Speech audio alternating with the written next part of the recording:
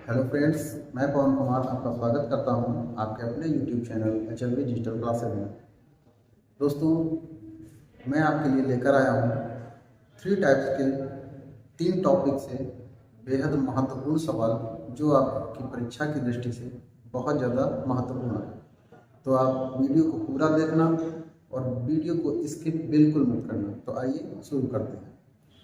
आइए, आपका पहला सवाल है, एक खोखला गोला जिसका आंतरिक और बाह्य व्यास क्रमशः 4 सेंटीमीटर और 8 सेंटीमीटर है को पिघलाकर एक शंकु जिसके आधार का व्यास 8 सेंटीमीटर है बनाया जाता है। शंकु की तिर्यक ऊंचाई तथा वक्रपृष्ठ क्षेत्र ज्ञात कीजिए। खोखला गोला है और उसको पिघला करके बनाया गया है एक शंकु। जब किसी आकृति को, किसी वस्तु को पिघलाकर कोई नया डिजाइन दिया जाता है तो उसका आयतन हमेशा समान रहता है। पिघलाई गई वस्तु का आयतन बराबर होता है बनाई गई वस्तु का आयतन। इसमें एक गोला है जिसको पिघलाया गया है और वो गोला कैसा है? खोखला है। एक खोखला गोला है, इसको पिघलाया गया और बनाया गया एक शंकु। तो पिघलाए गए गोले का आयतन बराबर होगा बनाए गए शंकु के आयतन के। अब गोले की जो त्रिज्या दिया गया है, जो व्यास दिया गया है, वो आप नोट कर लीजिए।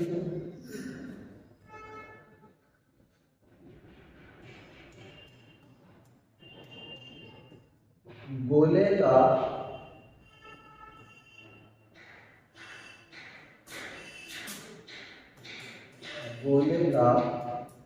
बाहरी व्यास बराबर 8 सेंटीमीटर। तो गोले की बाहरी त्रिज्या क्या हो जाएगी?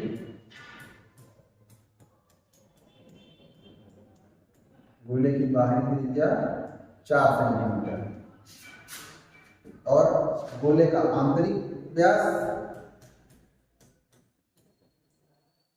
गोले का आंतरिक व्यास आपको दिया गया है 4 सेंटीमीटर। तो गोले की आंतरिक त्रिज्या क्या हो जाएगी?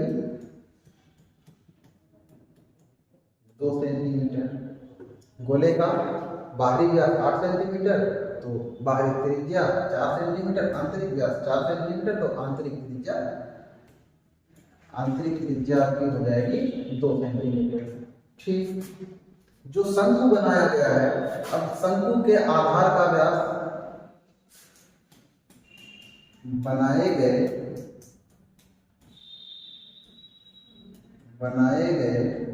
शंकु के आधार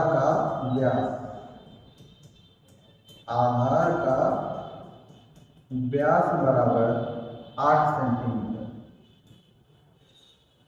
तो शंकु के आधार की त्रिज्या क्या हो जाएगी? 4 सेंटीमीटर। ठीक। गोले का जो बाहरी व्यास है, बाहरी त्रिज्या है, बाहरी त्रिज्या को R1 से डिनोट कर लेते हैं और आंतरिक त्रिज्या को R2 से डिनोट कर लेते हैं। शंकु की जो त्रिज्या है उसको R से डिनोट कर लेते हैं। क्योंकि अलग अलग त्रिज्याएं हैं तो उनका नाम भी अलग अलग रख लेते हैं। बनाए गए शंकु के आधार तक व्यास 8 सेंटीमीटर, त्रिज्या 4 सेंटीमीटर। शंकु की ऊंचाई माना शंकु की ऊंचाई बराबर h सेंटीमीटर। शंकु की ऊंचाई h सेंटीमीटर। आपको पता है, अभी हमने आपको बताया कि जब कोई वस्तु पिघलाई जाती है और नई वस्तु बनाई जाती है तो उन वस्तुओं में उनका आयतन हमेशा समान रहता है। तो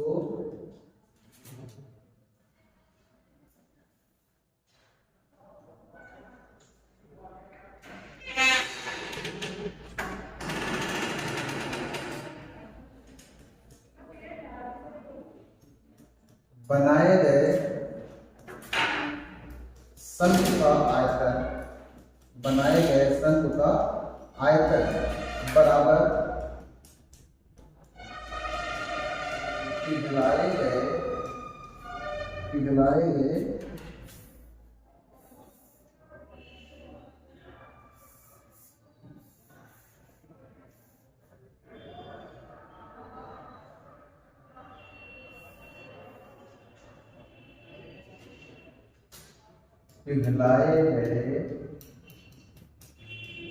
गोले का आयतन, बनाए गए शंकु का आयतन बराबर पिघलाए गए गोले का आयतन। शंकु का आयतन क्या होता है? 1/3 पाई आर स्क्वायर एच। लेकिन यहाँ पर हमने शंकु की त्रिज्या को क्या माना है? आर माना है। ठीक है, आर को आर रखते हैं बराबर पिघलाए गए गोले का आयतन। अब गोले का आयतन क्या होता है? ठोस गोले का आयतन होता है 4/3 पाई आर क्यूब। लेकिन जब गोला खोखला हो गया, खोखले गोले का आयतन क्या होता है? 4/3 पाई R1 cube minus R2 cube. R1 R2 क्या है? R1 बाहरी त्रिज्या और R2 भीतरी त्रिज्या, आंतरिक त्रिज्या। तो R2 को आपने आंतरिक त्रिज्या माना था। ठीक है, यहाँ पर हमको दिख रहा है पाई से पाई कैंसिल होता हुआ, कैंसिल करा दीजिए। 1/3 में 3 नीचे है, आगे 3 नीचे, वो भी कैंसिल करा दीजिए। अब इसकी त्रिज्या, किसकी? शंकु की त्रिज्या आपने 4 आपको दिया गया था, 4 का स्क्वायर इसके गुणे में h बराबर 4। R1 का क्यूब, R1 का वैल्यू कितना है? 4 सेंटीमीटर, 4 का क्यूब माइनस R2 का वैल्यू 2 सेंटीमीटर, 2 का क्यूब, 4 का स्क्वायर, 4 चौको 16 गुणे में h बराबर 4। 4 का क्यूब, 4 चौको 16, 16 चौको 64, 64 माइनस 2 का क्यूब, 2 दूना 4 दूनी 8। 64 से 8 को घटा दीजिए तो 64 से 4 गया 60, 60 से 4 गया तो 56। इधर h को रोक लीजिए और 16 को पक्षांतर करा दीजिए, 16। अब इसको काटिए, 4 एकम 4, 4 चौको 16, 4 एकम 4, 4 एकम 4, 1 16 बचा, 4 चौको 16। h बराबर कितना हो गया? 14 सेंटीमीटर। h बराबर 14 सेंटीमीटर। आपको बताना था शंकु की तिर्यक ऊंचाई और वक्र पृष्ठ का क्षेत्रफल। शंकु की तिर्यक ऊंचाई भी आपको निकालना है। आपके पास शंकु की ऊंचाई हो गई है और शंकु की त्रिज्या हो गई। शंकु की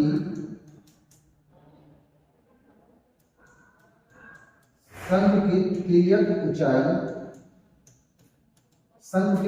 ऊंचाई L बराबर क्या होता है? √h square plus r square. h का वैल्यू 14 स्क्वायर प्लस r का वैल्यू, r कितना है शंकु का? 4। शंकु की त्रिज्या 4 सेंटीमीटर, 4 का स्क्वायर। तो जब 14 का स्क्वायर करेंगे तो 14 का स्क्वायर कितना होता है?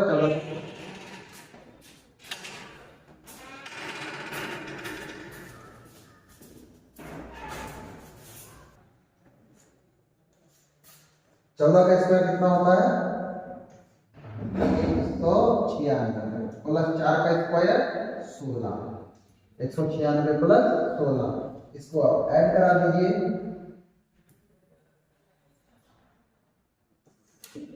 यहाँ से L बराबर √196 में 16 को ऐड कराइए, 16 का 4 निकाल के इसको दे दीजिए 196 को, तो हो जाएगा 200 और 4 निकल जाएगा तो यहाँ बचेगा 12,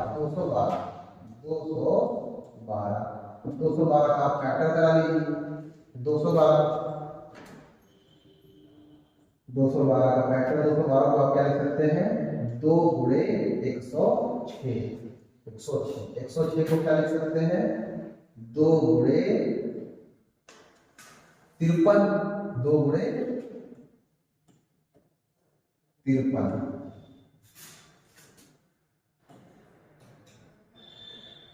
2 अंडर रूट 53, तिरछी ऊंचाई कितनी हो गई? 2 अंडर रूट 53 सेंटीमीटर। अब आपको पता करना है इसका वक्र पृष्ठीय क्षेत्रफल। तो इसका वक्र पृष्ठीय क्षेत्रफल कितना हो जाएगा? वक्र पृष्ठीय क्षेत्रफल, शंकु का वक्र पृष्ठ क्या होता है? शंकु का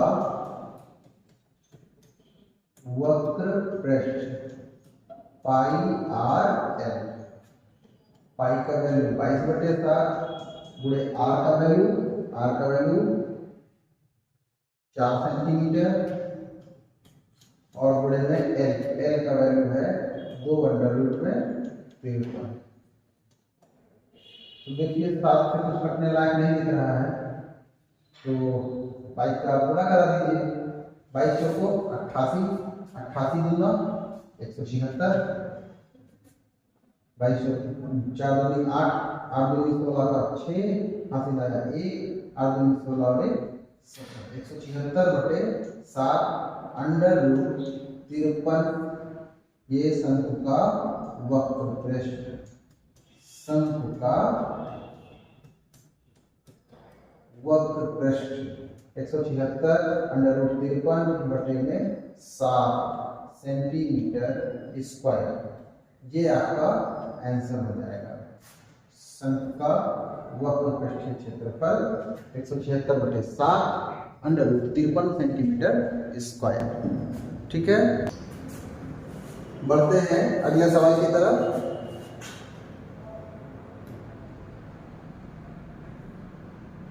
आपका अगला सवाल दिया गया है 3 मीटर व्यास के एक कुएं को 14 मीटर की गहराई तक खोदा जाता है। इससे निकली हुई मिट्टी को कुएं के चारों ओर 4 मीटर की चौड़ी एक वृत्ताकार वलय बनाते हुए समान रूप से फैलाया जाता है। ठीक है, इस बांध की ऊंचाई क्या है? 3 मीटर व्यास का एक कुआं है, 3 मीटर व्यास का एक कुआं है, उसको खोदा गया कहां तक? 14 मीटर की गहराई तक। 14 मीटर की गहराई तक कुआं खोदा जाता है। इस प्रकार से ये कुआं खोदा गया, 3 मीटर व्यास है। इसका व्यास कितना बताया गया है? 3 मीटर। 3 मीटर इसका व्यास है और इसकी खुदाई कहां तक किया जाता है? 14 मीटर की गहराई तक। ये गहराई 14 मीटर तक गहराई तक खोदा गया। अब इससे कुछ मिट्टी निकली होगी, जो मिट्टी निकली वो उसी के चारों ओर फैलाया गया ऐसे। तो जब आप इसका फेस देखेंगे तो आपको इसका फेस कुछ यूं नजर आएगा ऐसा, जिसकी चौड़ाई आपको बताया गया है 4 मीटर। 4 मीटर चौड़ी एक वृत्ताकार वलय बनाती है, तो इसकी चौड़ाई को बताया गया है 4 मीटर। तो जब ऊपर से आप देखेंगे तो आपको ये एक खोखला बेलन नजर आएगा, कहाँ तक का? जहाँ तक कि इसकी मिट्टी को फैलाया गया। उसी मिट्टी की आपको हाइट बताना है, उसी मिट्टी की हाइट बताना है कि वो बांध कितना ऊपर तक फैलाया गया होगा। ठीक है, तो इसमें नोट डाउन करिए जो चीज आपको दिया गया है।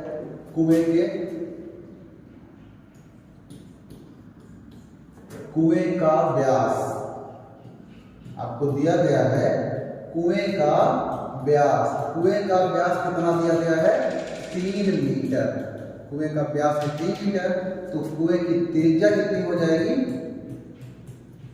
कुएं की त्रिज्या हो जाएगी 3/2 मीटर। कुएं की त्रिज्या होगी 3/2 मीटर। कुएं की त्रिज्या को r से नोट कर लेते हैं और कुएं की गहराई गहराई बराबर,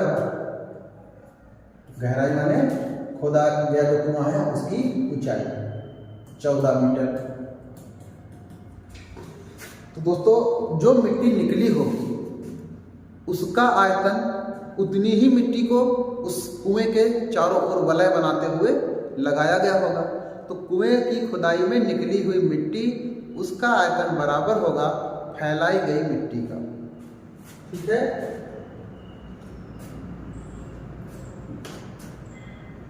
और कुएं के चारों ओर मिट्टी लगाई जाती है, वलय की चौड़ाई,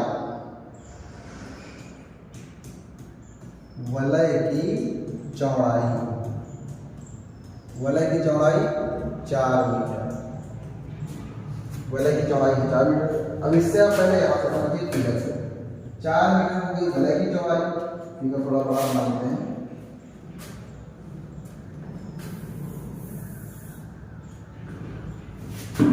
वो फिगर तो आपको समझ में आ रहा होगा।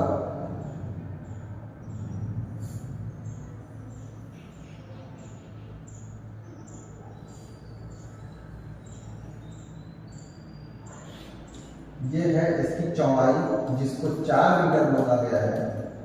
और ये आपका क्या है, ये है आपका कुआं, और कुएं की जो त्रिज्या है वो है 3/2 मीटर। तो जो वलय रहेगा, वलय में डबल त्रिज्या रहेगी, एक बाहरी त्रिज्या और एक आंतरिक त्रिज्या। आंतरिक त्रिज्या वही त्रिज्या जो कुएं की त्रिज्या थी, लेकिन जो बाहरी त्रिज्या है वो वलय की चौड़ाई प्लस कुएं की त्रिज्या दोनों को मिला करके बनेगी, वो होगी वलय की बाहरी त्रिज्या। तो वलय की बाहरी त्रिज्या, बाहरी त्रिज्या R1, बाहरी त्रिज्या R1 बराबर, बाहरी त्रिज्या R1 बराबर 4 + 3/2 मीटर, यानी 4 दूनी 8 3 11/2 मीटर। ये क्या है, ये है R1 और वलय की आंतरिक त्रिज्या। ये है वलय की बाहरी त्रिज्या और वलय की आंतरिक त्रिज्या।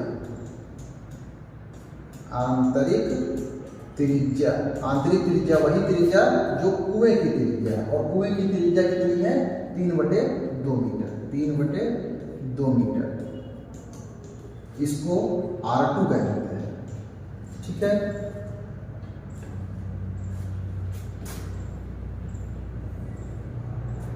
अब कुएं से निकली मिट्टी का आयतन बराबर वलय बनाने में प्रयुक्त मिट्टी का आयतन। वलय बनाने में, वलय में बांध बनाने में,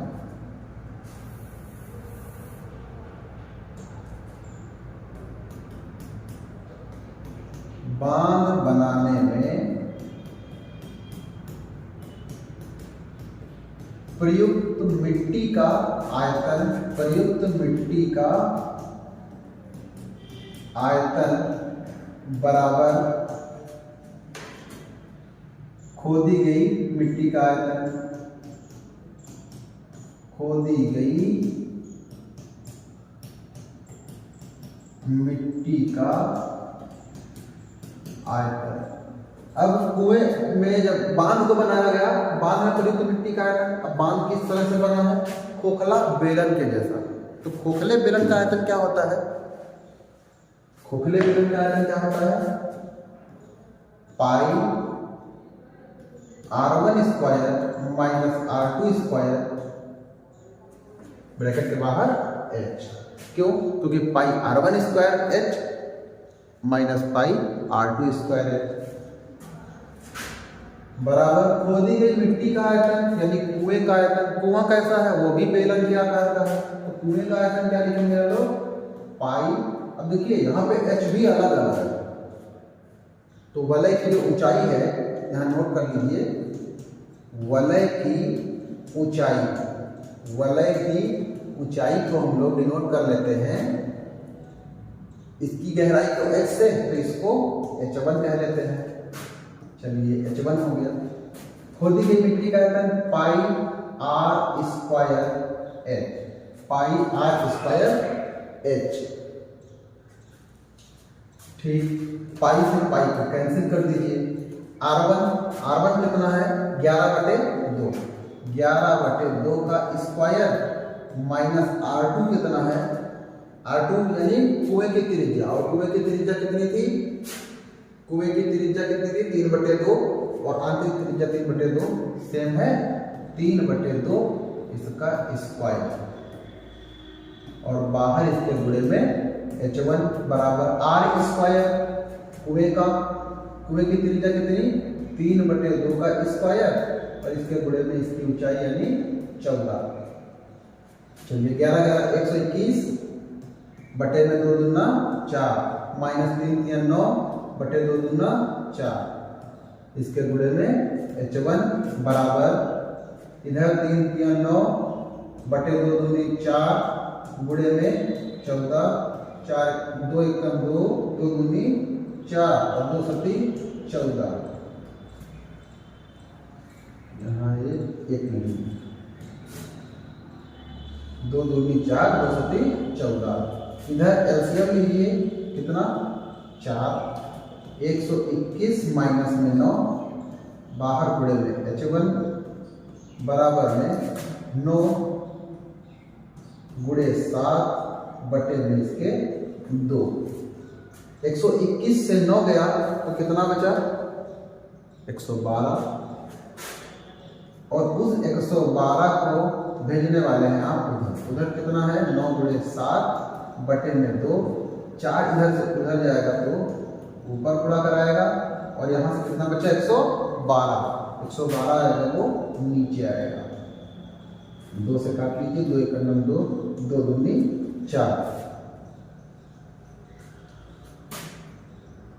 फिर 2 1 2 2 पंची 10, 1 बचा 12 हो गया, 2 छक्के 12, 7 1 7 7 8 56। h1 बराबर आपके पास कितना निकल के आया 9/8 मीटर। अतः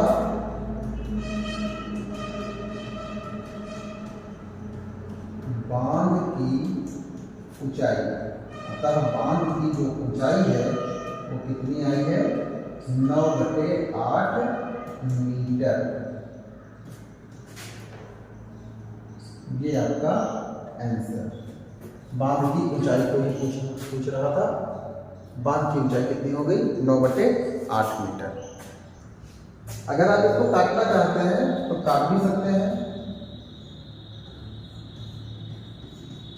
ऊंचाई को। अगर आप दशमलव में लिखना चाहते हैं तो दशमलव में भी लिख लीजिए। 8 × 8 8 × 8 1, फिर पॉइंट लगाएंगे तो यहाँ से कितना बचा 10, 10 के पीछे 0 लगा, 10 1 बचा, 1 के पीछे 0 लगा 10 हो गया।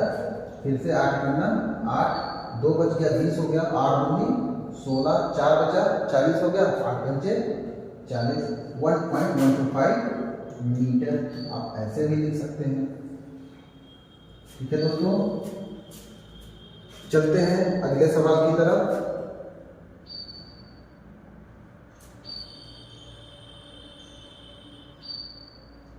अगला सवाल है आपका हाइट और डिस्टेंस से। एक 80 मीटर चौड़ी सड़क, एक सड़क की चौड़ाई को बताया गया 80 मीटर। एक सड़क है 80 मीटर चौड़ी है, सड़क की चौड़ाई 80 मीटर हो गई। सड़क के दोनों ओर आमने सामने समान ऊंचाई वाले 2 खंभे लगे हुए हैं। इनमें दोनों साइड पे 2 समान खंभे हैं, समान ऊंचाई वाले ऐसे खंभे जिनकी ऊंचाई समान। इन दोनों खंभों के बीच सड़क के एक बिंदु, इसका मतलब सड़क के बीचों बीच बिंदु नहीं है, सड़क पर ही कहीं कोई बिंदु है। सड़क पर मान लेते हैं यहाँ पर कोई बिंदु है, सड़क खंभों के बीच सड़क के एक बिंदु से खंभों के शिखर के उन्नयन कोण, अब खंभों यहाँ से देखा जा रहा है इस खंभे के शिखर को और यहीं से इस वाले खंभे के शिखर को देखा जा रहा है और इनके उन्नयन कोण क्रमशः 60 अंश और 30 अंश, 60 अंश और 30 अंश। खंभों की ऊंचाइयां ज्ञात कीजिए और खंभों से बिंदु की दूरी ज्ञात कीजिए, यानी इस खंभे से कितना दूर है और इस खंभे से कितना दूर है प्लस इस खंभे की ऊंचाई भी ज्ञात करना है। ए बी सी डी और ये इस वाले पॉइंट को लिख लेते हैं ई। ठीक, खंभे हैं सीधे खड़े होते हैं तो 90 अंश का कोण बनेगा इनका। यहां पर लिख लीजिए बी डी बराबर 80 मीटर, बी डी बराबर 80 मीटर, बी डी बराबर 80 मीटर दिया है। माना खंभों की ऊंचाई, माना खंभे की ऊंचाई ए बी बराबर, माना ए बी बराबर एच मीटर तथा बी ई बराबर एक्स मीटर। इसलिए जब बी ई एक्स मीटर हो गया तो ई बी कितना होगा, यानी बी ई कितना होगा, बी और ई कितना होगा, बी ई एक्स मीटर, यहां से इसको माने हो एच मीटर, तो बी ई कितना हो जाएगा, तो भाई टोटल 80 था, 80 से x निकल गया तो जो बचा वो ये बचा 80 minus x metre, 80 minus x metre. ठीक है, तो बी ई कितना हो गया 80 माइनस एक्स मीटर। अब चलते हैं किसी त्रिभुज के पास, चलिए त्रिभुज देख लेते हैं। समकोण त्रिभुज, समकोण त्रिभुज ए बी ई में, ए बी ई में, ए बी ई में tan के साथ जाएंगे, tan 60 बराबर, tan 60 बराबर क्या हो गया h और बटे में x, h बटे x, लंब बटे आधार। tan 60 का वैल्यू √3 बराबर h बटे x, यहाँ से क्रॉस मल्टीप्लाई करा दीजिए तो h बराबर √3x, इसको आप एक समीकरण मान के रख लीजिए, रोक लीजिए यहीं पर। पुनः समकोण त्रिभुज, पुनः समकोण त्रिभुज सी डी ई में, सी डी ई में, समकोण त्रिभुज सी डी ई में tan 30 बराबर, tan 30 अंश बराबर सी डी बटे डी ई, सी डी बटे डी ई। tan 30 का वैल्यू क्या होता है 1/√3 बराबर सी डी की वैल्यू कितनी h, सी डी का वैल्यू h ही रहेगा क्योंकि ए बी और सी डी दो समान खंभे हैं। डी ई का value 80 minus x, 80 minus x. ठीक है, यहाँ क्रॉस मल्टीप्लाई करा दीजिए, √3h बराबर 80 माइनस एक्स। समीकरण 1 से h का मान रखने पर, समीकरण 1 से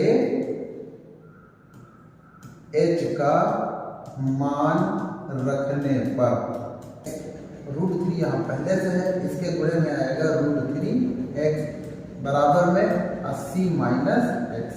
√3 का √3 से गुणा हुआ तो हो गया 3 और x, ये माइनस एक्स है, इसको इधर ले लीजिए तो ये इधर प्लस का x, सामने 80, 3x में x जुड़ जाएगा तो 4x बराबर में 80 और x बराबर 80 बटे में 4, 4 का 4, 4 दूनी 8, 0। इस तरह से x बराबर कितना हो गया, x बराबर आ गया आपके पास में 20 मीटर, x बराबर 20 मीटर। x किसको माने थे आप लोग BE के बीच की दूरी, BE बराबर x मान लो। अब इस x का वैल्यू आप समीकरण 1 में रख दीजिए। x का मान समीकरण 1 में रखने पर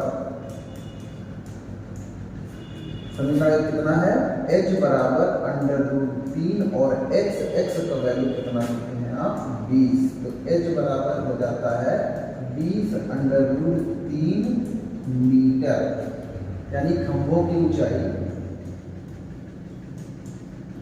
खंभों की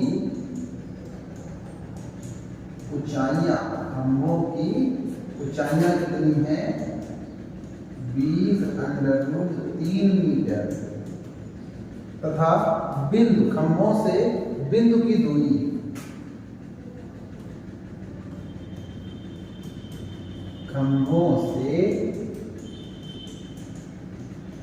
बिंदु की दूरी क्रमशः कितनी, अब देखिए BE कितना है, BE निकला है आपसे x बराबर, जो BE का वैल्यू है वो 20 मीटर है, तो एक खंभे से क्रमशः 20 मीटर, तथा एक खंभे से वह बिंदु कितना दूर है 20 मीटर, तथा दूसरे खंभे से कितना दूर है, टोटल 80 है, एक खंभे से 20 मीटर तो दूसरे खंभे से 60 मीटर, तथा 20 मीटर तथा 60 मीटर, 20 मीटर तथा 60 मीटर है। ये आपका आंसर हो गया। ठीक है, तो दोस्तों मैं आशा करता हूं कि आपको सवाल समझ में आए होंगे। आप जितना ज़्यादा प्रैक्टिस करते रहेंगे, जितना ज़्यादा प्रैक्टिस आप करते रहेंगे, आपके नंबर्स उतने ही ज़्यादा अच्छे आपको मिलने वाले हैं। तो आप लगातार मेहनत करते रहिए, मेहनत करने में कोई कंजूसी मत करिए, जितना पढ़ेंगे उतना आपके लिए फ़ायदेमंद होगा। मिलते हैं नेक्स्ट वीडियो में, तब तक के लिए जय हिंद।